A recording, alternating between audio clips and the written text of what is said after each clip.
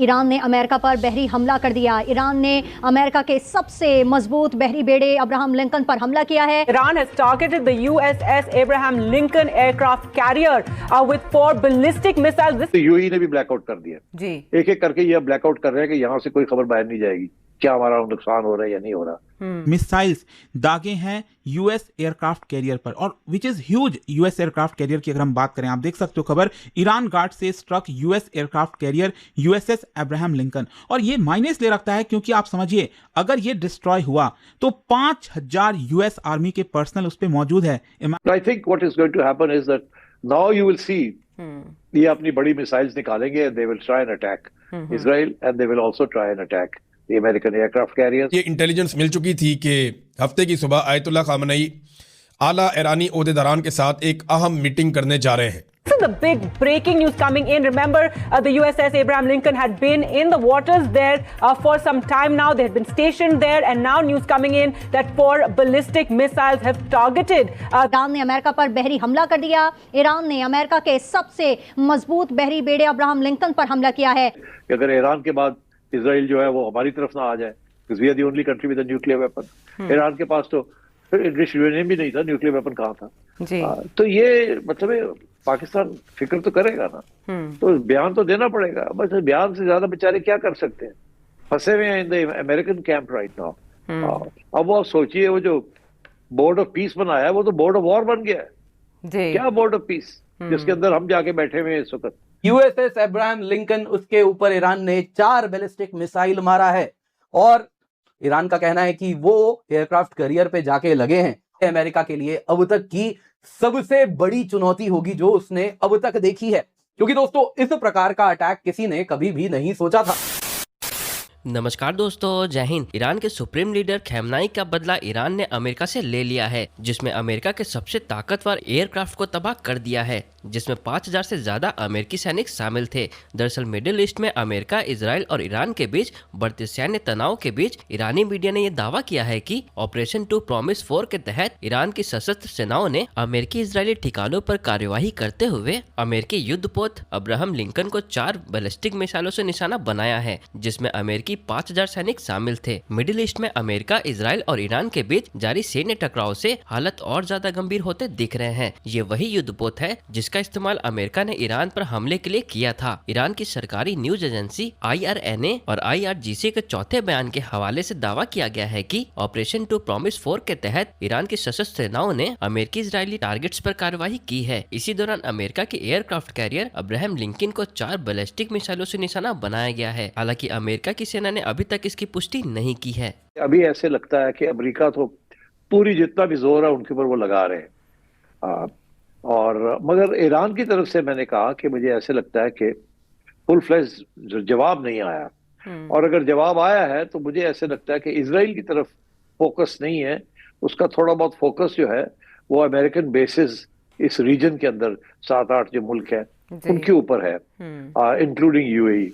तो मेरा सवाल ये था कि ये ठीक है अप टू अ पॉइंट, मगर असली इश्यू तो ये है कि इसराइल के ऊपर बमबारी होनी चाहिए, उसके साथ फिर अमेरिका को फर्क पड़ेगा। अभी तो अगर आप इनके ऊपर करेंगे तो ज्यादा फर्क नहीं पड़ेगा। अच्छा, मगर जब आप सोचते हैं इस चीज को भी तो इधर भी कुछ ना कुछ लॉजिक नजर आती है कि इतना कि ईरानियंस ने जो अगर प्लानिंग की भी है सारी, तो ये सोच समझ के ये फैसला किया होगा ना कि शुरू में हमने ये 7-8 मुल्कों के जो ये अमेरिकन बेसिस हैं उनके ऊपर अटैक करना है, और उसके बाद हमने अपने कंजर्व करनी है अपनी एनर्जी, अपनी मिसाइल्स, और let America come and Israel come, और वो एक्सपेंड करें अपना जो कुछ करते हैं करते जाएं।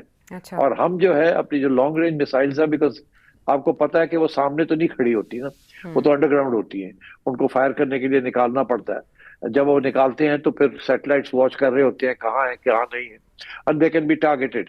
तो उन्होंने पहली स्टेज पे अपनी छोटी मिसाइल्स, ड्रोन्स, छोटी मिसाइल्स जो हैं पुराने स्टॉक में से वो इजराइल की तरफ मारी है, और इधर भी ये गल्फ के अंदर भी, और गल्फ के अंदर भी उन्होंने ज्यादातर जो टारगेट किया है उसके 2 मकसद थे। एक ये कि सऊदी अरेबिया में उन्होंने फॉर एग्जांपल, और इजराइल के भी उन्होंने ऑयल के जो डेपो है उनके ऊपर 1 आध मिसाइल मारी है, और बाकी जो ममालिक है वहां भी जो कुछ किया है वो भी बड़ा लिमिटेड की है, ये नहीं कि पूरी बारात चली गई। अब दुबई के अंदर आपने देखा 4-5 मिसाइल गिरे हैं।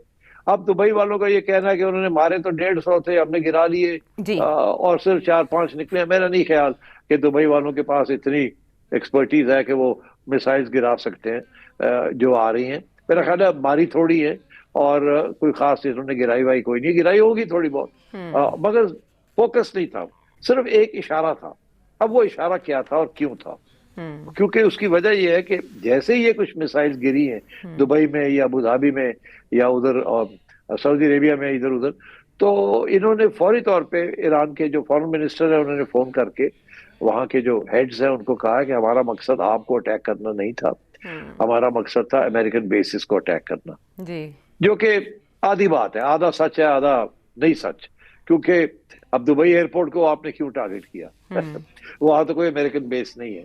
तो आप समझें कि sea and air traffic gulf region के अंदर ईरान ने बंद कर दिए और कामयाबी से बंद कर दिए जी। और अब अगला जो राउंड आएगा वो राउंड आएगा अगेंस्ट इजराइल। अच्छा, मैं before I come to Israel मैं आपको कहूं कि क्यों किया उन्होंने इस तरीके के साथ, एयर ट्रैफिक भी बंद कर दी और सी लेन भी बंद कर दी। अच्छा, ये चाह रहे हैं, ये जो लग ऐसे रहा है, इससे जो आप लॉजिकल जो डिडक्शन कर सकते हैं वो ये कि ये चाह रहे हैं कि ये जो 7-8 मुल्क हैं गल्फ के, इनको तकलीफ होनी चाहिए। अच्छा, इनकी डिस्ट्रक्शन नहीं होनी चाहिए, इनकी सिविलियन कैजुअलिटीज नहीं होनी चाहिए, हमने इनके साथ जंग नहीं करनी, मगर इनको तकलीफ देनी है। इतनी तकलीफ दें कि ये अब अमेरिका के ऊपर प्रेशर डालें कि हटो पीछे हटो, हमें बड़ा नुकसान हो रहा है। और इनका नुकसान जो ये करने जा रहे हैं वो माली नुकसान करने जा रहे हैं। दूसरी बात ये है कि एमिरेट्स, कतर एयरलाइंस, ये सब एयरलाइंस जो है, इत्तेहाद, एमिरेट्स, कतर, ये सब करते हैं, ये सारी जो है ये बंद हो गई है। इनके जो हब्स है ये बहुत बड़े हब्स थे for entire traffic from one continent to other continents, सब बंद हो गए जी। तो आप सोचिए वो कितना बड़ा नुकसान है उनका। और वो देखिए, अब दुबई वाले तो एक तीसरा एयरपोर्ट बनाने जा रहे थे, इतनी millions and millions of people वहां से ट्रैवल करते हैं and they earn so much revenue. अब तो यूएई ने भी ब्लैकआउट कर दिया जी, एक एक करके ये ब्लैकआउट कर रहे हैं कि यहाँ से कोई खबर बाहर नहीं जाएगी, क्या हमारा नुकसान हो रहा है या नहीं हो रहा। But I think what is going to happen is that now you will see ये अपनी बड़ी मिसाइल्स निकालेंगे, they will try an attack Israel and they will also try an attack the American aircraft carriers and various other American assets. Ayatollah Khamenei को कैसे शहीद किया गया? New York times के मुताबिक CIA कई महीने से आयतुल्लाह खामनेई की जासूसी कर रही थी। CIA को ये इंटेलिजेंस मिल चुकी थी कि हफ्ते की सुबह आयतुल्लाह खामनेई आला ईरानी ओहदेदारान के साथ एक अहम मीटिंग करने जा रहे हैं। CIA ने अपनी इंटेलिजेंस, जिसमें आयतुल्लाह खामनेई की लोकेशन के बारे में दुरुस्तगी पाई जाती थी कि जनाब ये मालूमात बिल्कुल ठीक है, इसराइल के साथ शेयर की। पहले इसराइल और अमेरिका का इरादा था कि रात के वक्त हमला किया जाए, लेकिन हफ्ते की सुबह मीटिंग की इतला मिलने पर दोनों ने दिन के वक्त हमले का वक्त एडजस्ट कर लिया। ईरान भी सुबह के वक्त हमले का सोच नहीं रहा था। ईरान को शायद ये गलतफहमी थी कि हमला होगा तो रात में होगा। सुप्रीम लीडर आयतुल्लाह खामनेई की सदारत में सुबह 9 बजे बहुत सारे लोग जो उनके साथ मौजूद थे, बड़े अहम तरीन लोग हैं, जिनमें कमांडर इन चीफ पासदारान इनकलाब, वज़ीर दिफा और सरबराह मिलिट्री कौंसल, कमांडर पासदारान इनकलाब, इस्लामी फ़िज़ाई फ़ोर्स और नायब इंटेलिजेंस वज़ीर, ये बहुत सारे लोग और भी मौजूद थे। इनका इजलास तय था।